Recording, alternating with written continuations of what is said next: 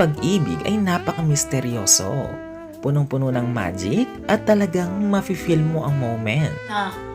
Feel mo ng moment in time. Malaking nagagawa nito sa kaligayahan ng isang tao. Sino ba namang tao ang nakaramdam ng kalungkutan habang in love? Obviously, wala. Dahil ang pagiging in love ay nagbibigay ng kaligayahan na sanhi ng pagre-release ng happy hormones sa katawan. Pero alam nyo ba na ang pag-ibig ay hindi lang basta emosyon? Sa katunayan, ito'y sinasaligsik at pinag-aaralan ng mga eksperto sa larangan ng psychology, neuroscience at sociology. At alam nyo ba na may paraan kung paano mapalapit at mapainlove ang inyong crush sa paraang natural at hindi pilit? Kung ano ang mga ito, tara at sabay-sabay nating alamin mga ka-tribute.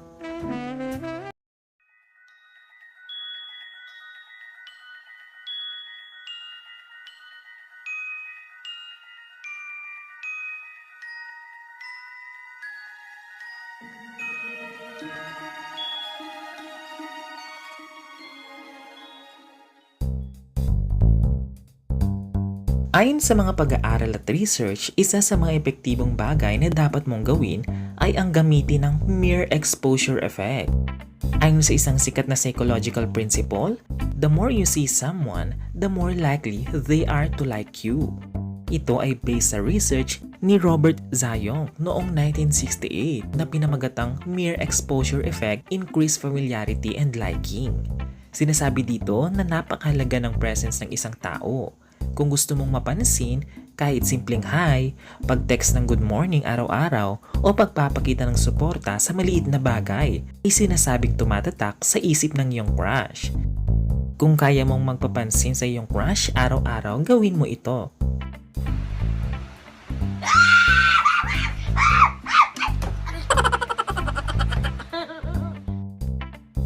Number 2. Ipakita ang genuineness at authenticity. Ayon sa psychologist na si Carl Rogers, genuineness is one of the conditions to build connection. Ibig sabihin, maging totoo sa sarili. Huwag magpanggap o gumawa ng personalidad na hindi mo kayang panindigan. Ayon sa pag-aaral, iwasan ang pagiging too cool o overly mysterious dahil mas naa-attract ang tao sa pagiging totoo. Hindi na ako kumakain ng tae. Number 3. Gumamit ng eye contact. Ipinakita sa isang eksperimento ng Harvard na ang matagal na eye contact na umaabot ng around 2 to 3 seconds ay nakakapagpa-activate ng intimacy. Kapag madalas kayo nagkakatinginan, may psychological connection na nabubuo.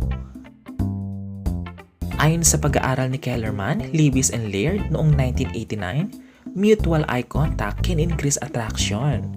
Kaya kung gusto mong mapaibig ang isang tao, mag-practice ka ng tumingin ng diretsyo at mas matagal sa mata ng iyong napupusuan.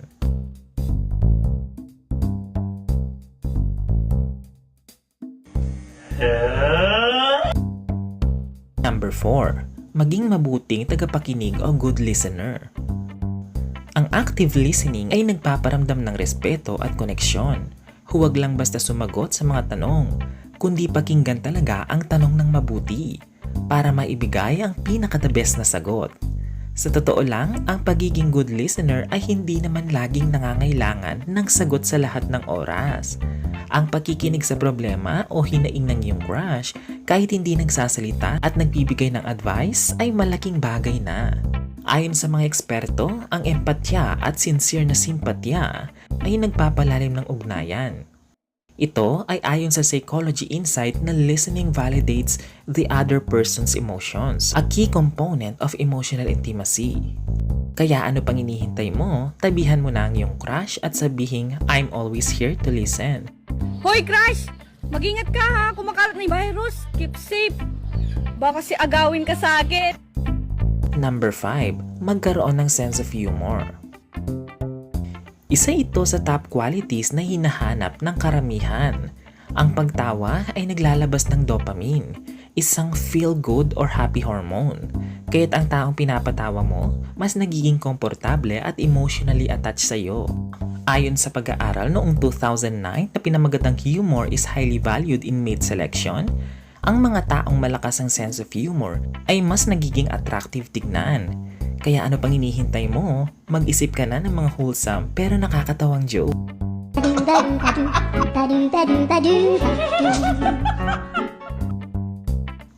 Number 6.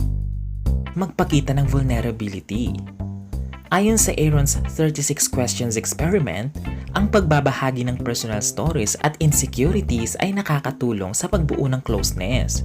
Kapag nagbukas ka ng sarili, lalaki ang posibilidad na magiging open din siya sa kanyang mga self-issues, insecurities at mga problema. At pag nangyari iyon, doon napapasok ang number 4. Kung saan ikaw ay magsisimulang makinig sa kanyang mga problema sa pamamagitan ng pagiging good listener.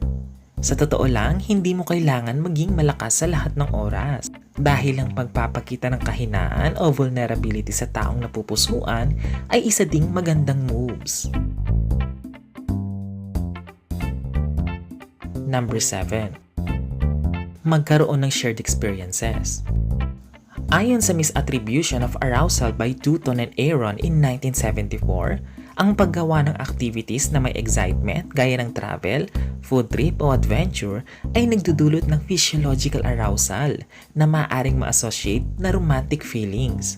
Kaya kung nais mong mapalapit sa iyo ang iyong napupusuan, yayain mo na siyang mag-travel at mamundok. At doon mo ipakita ang iyong pagiging caring at pagiging totoo sa sarili. Number 8. Gamitin ang similarity principle. Ayon sa pag-aaral ni Byrne noong 1971 na pinamagatang similarity leads to liking, mayroong tendency ang tao na ma-attract sa mga may parehong interes, values o background. Kaya't hanapin ang common ground, music, movies, beliefs, etc. at i-highlight ang mga similarities nyo.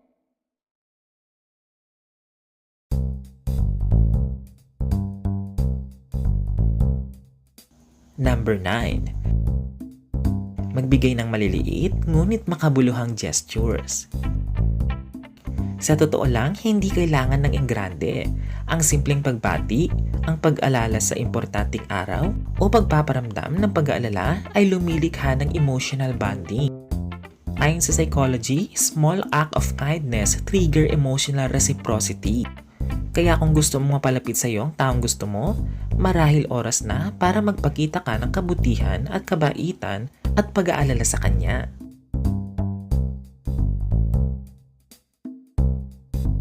Number 10. Hayaan siyang mamiss ka paminsan-minsan o tinatawag na scarcity principle. Kapag palagi kang available, nawawala ang sense of value. Ayon sa scarcity principle, mas naa-attract ang tao sa bagay o taong mahirap makuha. Ibigay ang tamang atensyon pero huwag sobra. Ayon sa social psychology at sa pag-aaral ni Cialdini noong 1984 na pinamagatang scarcity increases perceived value. Mas mainam daw na paminsan-minsan ay hayaan mong mamiss ka at hanap-hanapin ang taong mahal mo. Kapag alam niyang lagi kang nandiyan, lumalaki ang tsansa na matake ang presence mo for granted dahil alam nilang lagi kang nandyan para sa kanila.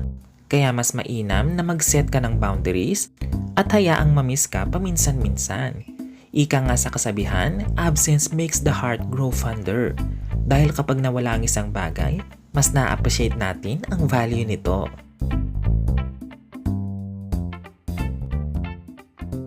Ang pag-ibig ay hindi magic, pero may science na nagpapakita kung paano natin pwedeng palalimin ang koneksyon sa isang tao.